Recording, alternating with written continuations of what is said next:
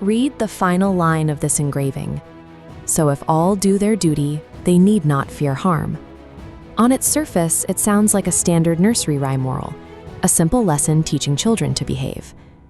In context, these 14 words carry a weight that completely subverts the wholesome promise of the surface text. To understand the impact of that line, we have to look at the environment that produced it. The Industrial Revolution created a massive demand for coal heating in London, which meant millions of narrow, twisting chimneys needed constant cleaning. The only people small enough to fit inside them were young children. Blake frames this final line as a psychological trap, designed to keep vulnerable children compliant while they serve a deadly system. The speaker of the poem introduces himself and his friend, Tom Dacre. They are toddlers, sold by their own fathers into indentured servitude. Before they can work, they undergo a violent stripping of their identity. Tom cries as a pair of shears violently cuts away his white curly hair that Blake explicitly compares to the back of a lamb. The older boys tell Tom not to worry, explaining the brutal logic behind the act. A bare head means the soot cannot catch fire or ruin his hair. The children are physically modified to become tools. This brings us to a terrifying question.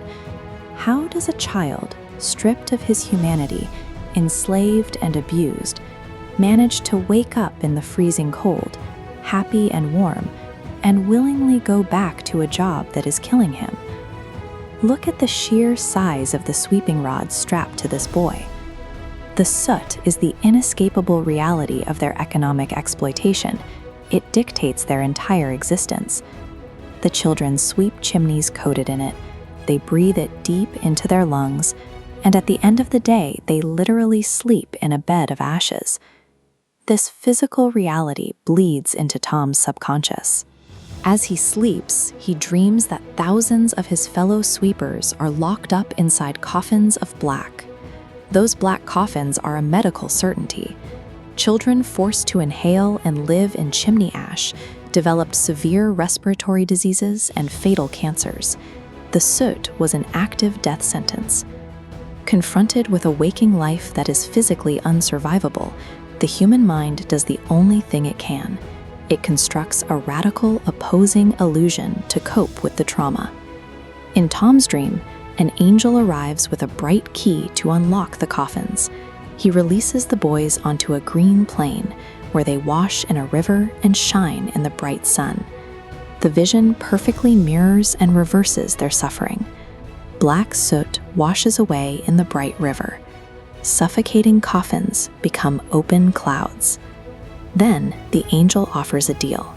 Tom can have this joy, but only if he agrees to be a good boy. The angel tethers Tom's salvation to his silence. He demands the child endure the chimneys today in exchange for a reward that only exists after his death. This beautiful vision is a contract of complicity.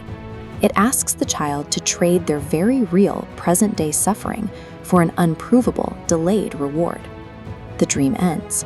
Tom wakes up in the freezing dark of early morning to grab his heavy bags and brushes. Yet he feels happy and warm.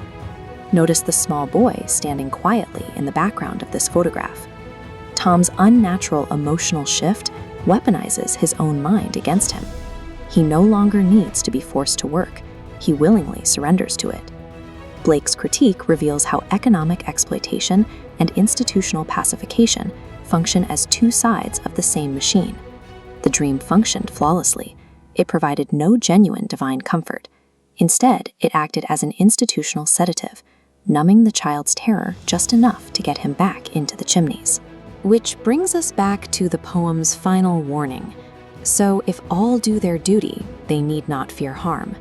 For Tom Dacre, doing his duty means marching quietly back into the black coffin that will eventually kill him.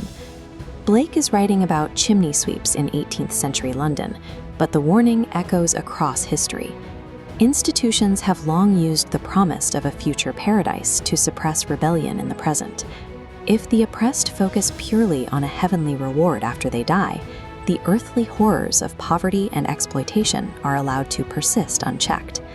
The tragedy of the chimney sweeper is that physical chains can be broken, but a well-engineered, inescapable dream keeps you locked in the dark forever.